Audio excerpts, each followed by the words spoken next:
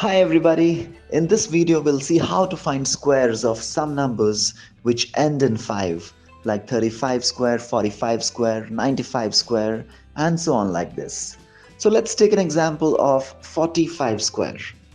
So first of all, any number that is ending in 5, its square would be ending in 25 like this.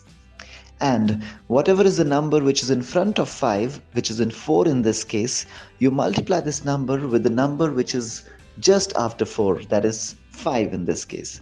So 4 times 5 is 20. So 25 is 45 square. 2025 is the right answer. Let's try another one. What is 75 square?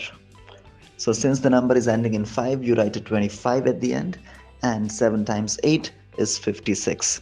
So 5625 is 75 square.